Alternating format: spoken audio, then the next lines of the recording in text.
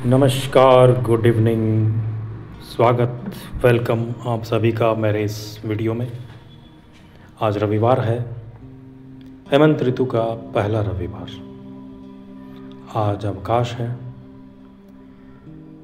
छुट्टी का भाव है, सब कुछ सहज चलता है, सरल होता है, सम्यक होता है और इक्वल होता है,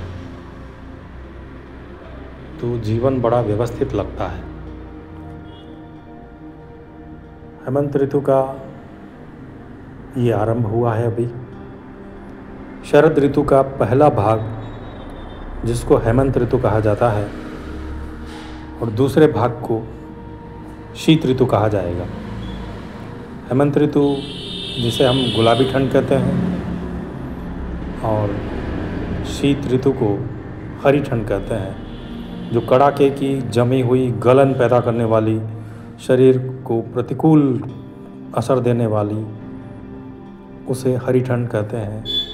और अभी जो अच्छी लगने वाली, स्वास्थ्य के लिए अनुकूल लगने वाली हेमंत ऋतु को गुलाबी ठंड कहते हैं। ऋतु के अनुसार हम और हमारा व्यवहार परिवर्तन होता है प्राकृतिक रूप से। बस हमारा ध्यान फोकस नहीं होता उसके ऊपर, हम उसके ऊपर कंसंट्रेट नहीं रहते हैं, तो हमें कुछ चीज़ें नहीं पता चलती है। तो कई बार हम प्रकृति से तालमेल बैठाने में डिसऑर्डर हो जाता है, क्रम विक्रम बन जाता है। तो सबसे बड़ी बात जो मैं आप लोगों से इशारा करना चाह रहा था कि हमें ऋतु का जो ये अभी संधि काल है, संक्रमण काल है, बदलाव है, परिवर्तन है, इसमें हमको हमारे आचार में, हमारे विचार में, हमारे आहार में, हमारे विहार में कुछ छोटे छोटे बदलाव करने होंगे, जिससे हम इस प्रकृति के साथ चल सकें, समानांतर चल सकें, सहयोगी बन सकें, संगत हो सके, संगतता बन सके, उसके अनुकूल बन जाए, जिससे हमारे जीवन में और प्रकृति के बीच में जो ये असमानताएं पैदा होती है, इन पर हम समानता बनाने की ओर अग्रसर हों। हमारा अभ्यास वैसा ही हो जाएगा। कहते हैं कि 21 दिन तक अगर आप कोई परिवर्तन अपने जीवन में लाते हैं तो वो फिर आपकी हैबिट्स बन जाएगा। किसी भी ऋतु का जो समय है वो 4 माह निर्धारित है। पूरे विश्व में 3 ऋतुओं को बांटा गया है मुख्य रूप से: ग्रीष्मकाल, वर्षाकाल और शीतकाल।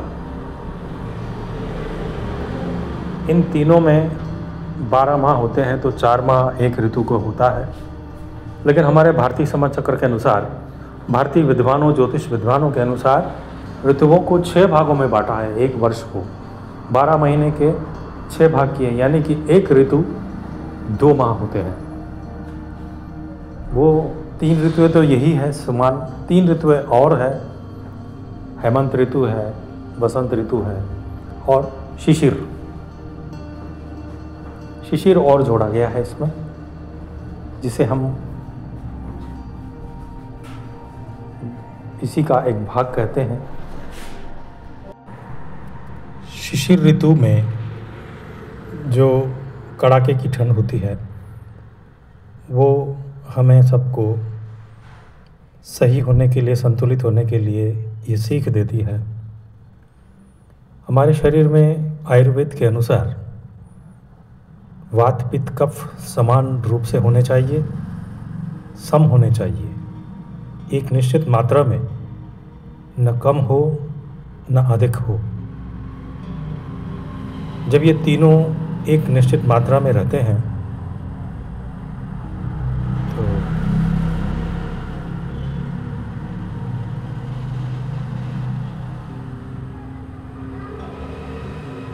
हमारा स्वास्थ्य, मानसिक और शारीरिक। सकारात्मक होता है, सहज होता है, सरल होता है, सम्यक होता है। हम ऋतुओं की प्रतिकूलता को अनुभव नहीं कर पाते हैं और हम उस ऋतु को प्रसन्नता के साथ, आनंद के साथ अभ्यास करते हैं, जीते हैं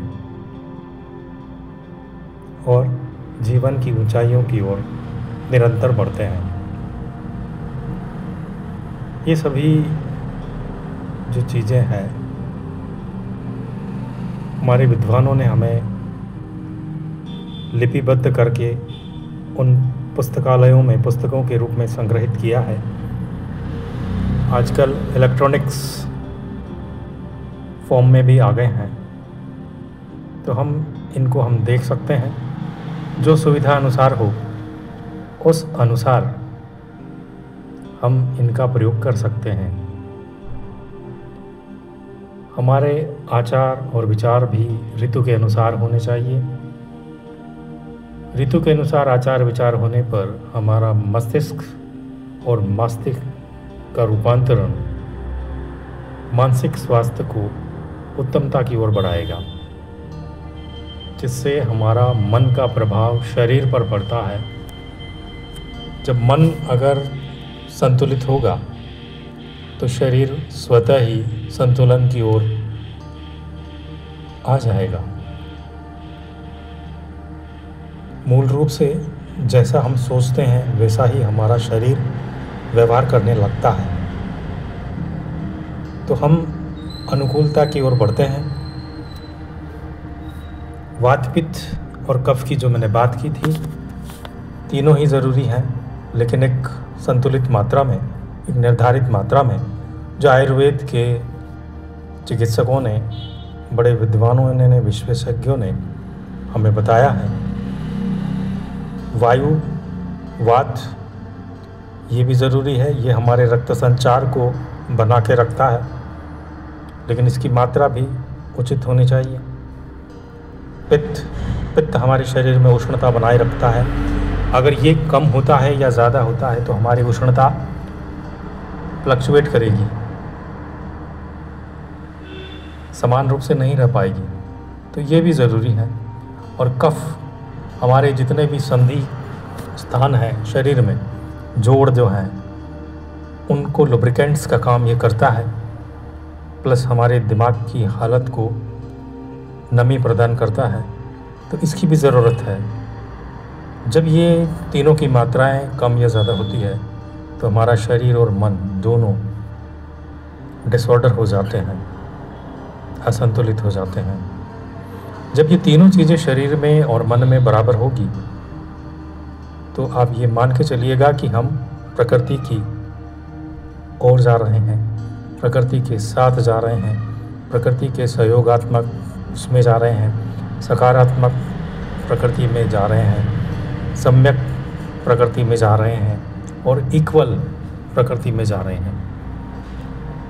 जब प्रकृति के शरण में हम जाएंगे, जब हमारा मन और शरीर दोनों स्वस्थ होंगे, तो हम नेचर के और नज़दीक उसके बदलाव को, उसके परिवर्तन को हम सहज रूप से धारण कर पाएंगे, व्यवहार में ला पाएंगे। और जब प्रकृति के साथ हमारा इक्वलिटी बन जाता है, साम्यता बन जाती है, सहयोगात्मक बन जाता है, तो यही है ईश्वर की आराधना, प्रार्थना, जप, तप, व्रत, इसे ही कहा है कि जब आप प्रकृति के अनुकूल हो जाते हैं तो आपके आसपास का वातावरण अप्रत्याशित रूप से, अकल्पनीय रूप से आपके अनुकूल होने लगता है। जहाँ हम हर जगह प्रतिकूलता अनुभव करते हैं, कभी ऋतु को दोष देते हैं, कभी मौसम को दोष देते हैं, कभी सूर्य देवता को देते हैं, कभी बादलों को दोष देते हैं, कभी प्रकृति को दोष देते हैं। लेकिन जब हम इनके अनुकूल होते हैं, हम हवा, प्रकाश, मिट्टी, हमारे जितने भी पशु, पक्षी, कीड़े, जितने प्रकार के जीव जंतु हैं, उनके साथ हम अनुकूलता बनाने लगते हैं। और यहाँ तक कि जब हम ये चीज़ कर लेते हैं प्रकृति के साथ साम्यता बनाते हैं, प्रकृति के ईश्वर को हम अपना जुड़ाव पैदा कर लेते हैं और हमारे शरीर को ऋतु के अनुसार ढाल लेते हैं, तो आप मान के चलिए कि आपके आसपास का वातावरण अप्रत्याशित रूप से आपके अनुकूल होने लगेगा, अनुकूलता धारण करने लगेगा। जिस प्रतिकूलता से आप हर समय भगवान को कोसते थे, अपने आसपास के लोगों को कोसते थे कि मेरे साथ जो कुछ भी हो रहा है इसका जिम्मेदार भगवान है, या वो फलाना व्यक्ति है, या वो व्यक्ति है, तो आप मान के चलिएगा कि जब ये चीज़ अगर हमारा अभ्यास होने लगता है तो अनुकूलता आती है और हमारे आसपास का वातावरण बदलने लगता है। हमारे परिवार का, हमारे रिश्तेदारों का, हमारे मित्रों का, हमारे कार्यस्थल पर कर्मचारियों का, सहकर्मियों का व्यवहार अनुकूल लगने लगता है। वो सब हमें बड़े प्रिय लगने लगते हैं और हम भी उनको बड़े प्रिय लगने लगते हैं कि इस व्यक्ति का व्यवहार देखिए कितना बढ़िया है, ऐसा ही होना चाहिए, हर व्यक्ति को ऐसा होना चाहिए। तो ये चीज़ मेरे मन में जो भाव आया था, मैं इस वीडियो के माध्यम से आप लोगों के साथ साझा किया मैंने। आप लोगों को ये वीडियो कैसा लगा आप मुझे कमेंट में ज़रूर बताइएगा। कमेंट किसी भी प्रकार का हो मुझे स्वीकार है, वो मुझे प्रिय लगने वाला हो तब भी स्वीकार है, अप्रिय लगने वाला हो तब भी स्वीकार है। प्रिय लगेगा तो आपका धन्यवाद, आभार प्रकट करूँगा, अप्रिय लगेगा तो मैं अपने आप पर काम करूँगा, अपने मन पर, अपने शरीर पर काम करूँगा और अपेक्षित सुधार जो सुझाव आपके आएंगे उस पर काम करूँगा। और अगले वीडियो में मैं वो चीज़ें नहीं करूँगा जो आपने मना किया है। और अगर आप मेरी तारीफ़ करेंगे तो मैं उसके लिए आपका आभारी रहूँगा, धन्यवाद रहूँगा। यही बहुत ज़रूरी है आगे जाने के लिए, उन्नति करने के लिए, किसी भी क्षेत्र में, अध्यात्म हो या कोई और चीज़, सामाजिक विकास हो, उसके लिए कमेंट बड़े ज़रूरी होते हैं, फीडबैक हमारे जीवन में। आप में से कुछ भी अच्छा लगा हो तो आप लाइक ज़रूर करिएगा, आप शेयर भी करिएगा। और एक अनुरोध आपसे कि अगर आप पहली बार आए हैं तो मेरे इस चैनल को सब्सक्राइब ज़रूर कीजिएगा। आपके सब्सक्राइब करने से मेरा उत्साह बढ़ेगा, मुझ में सकारात्मकता आएगी और मैं अपने आप में सुधार कर आपके अनुसार मैं अगले वीडियो में प्रस्तुत होऊंगा। वो हम सबको अच्छा लगेगा, एक अच्छा भाईचारा, स्नेह का वातावरण बनेगा हम सभी के लिए। धन्यवाद, शुक्रिया, थैंक यू, आभार।